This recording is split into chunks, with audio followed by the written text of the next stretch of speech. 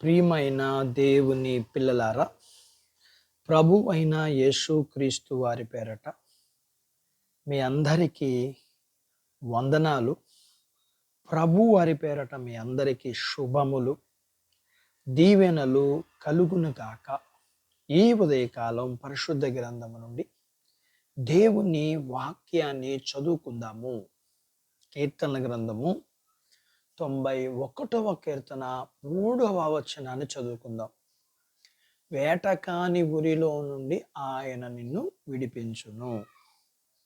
దేవుడు తన మాటలు మనందరి కొరకు దీవించునుగాక. ఆమెన్.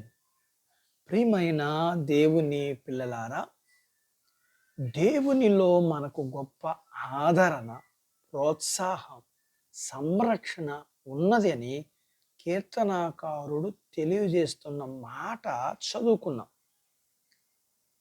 మానవులైన మనకు ధైర్యము, భద్రత, విశ్రాంతి అవసరం. అయితే దేవునిపై సంపూర్ణ విశ్వాసం ఉంచి ఆయన పైన ఆధారపడి వారందరికీ ఇవి అనుగ్రహించబడతాయి. అందులోకి మనం చేయవలసింది నేడు దేవుని యందు విశ్వాసం ఉంచుట.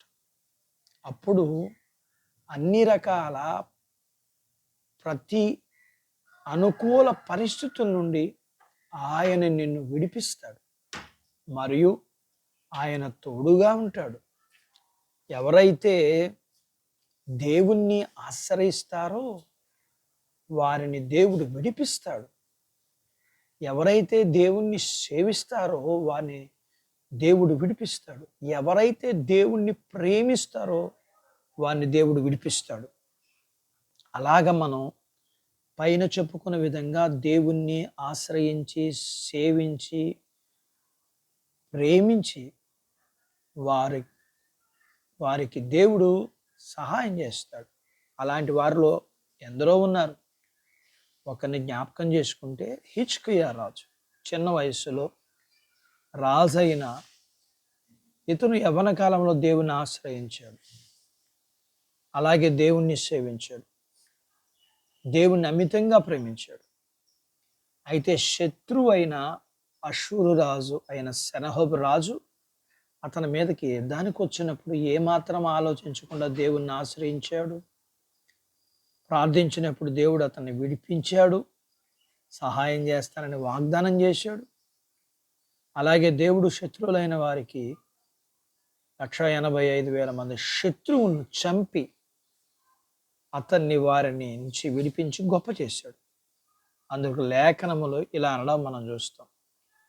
పైన చదువుకున్న లేఖన భాగమైన కీర్తన 91వ కీర్తన 15వ వచనంలో ఆయన వాగ్దానం చూస్తే, అతడు నాకు మొర్ర పెట్టగా నేను అతనికి ఉత్తరం ఇచ్చేదను, శ్రమలో నేను అతనికి తోడయ్యందును, అతన్ని విడిపించి గొప్ప చేసేదను, దీర్ఘాయువు చేత అతన్ని తృప్తిపరిచేదను, నా రక్షణ అతనికి చూపించేదను. దేవుడు తన మాటలు మనందరి కొరకు దీవించునుగాక. ఆమెన్. ప్రార్థించుకుందాం. నాతో పాటు ఏకీభవించండి. మమ్మల్ని మిక్కిలిగా ప్రేమించిన మా ప్రియ పరలోకపు తండ్రి, మీ పరిశుద్ధ నామమును బట్టి మీకు వందనాలు. ఈ ఉదయకాలం మీ పాదాల దగ్గర మీ లేఖనాన్ని మీరు మమ్మల్ని విడిపించేవారని, మీరు మాకు సహాయం చేసేవారని, మేము ఏ విధంగా మిమ్మల్ని ఆశ్రయిస్తే, సేవిస్తే, ప్రేమిస్తే మా జీవితాల్లో మీరు మాకు సహాయం చేస్తారు నేర్చుకోవడానికి సహాయం చేశారు. నేర్చుకున్న దానిని బట్టి ప్రభువా మేము నిలిచి కొనసాగుటకు సహాయం చేయండి. మీ పిల్లలను కలిగినంతటిని దీవించండి. చిన్న బిడ్డలను, యవనస్తులను, వృద్ధులను, స్త్రీ పురుషులను కూడా దీవించండి. వారి చదువులు, ఆరోగ్యాలు, వారికి కావాల్సిన ఉద్యోగాలు, వారు కలిగి ఉన్న జీవనాధిపతులు, పొలాల పశువులను దీవించండి.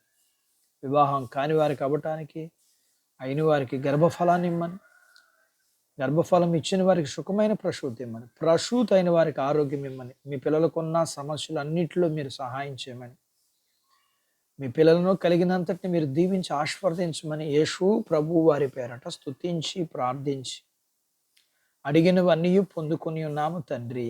ఆమెన్. దేవుడు మిమ్మల్ని దీవించును గాక. ఆమెన్.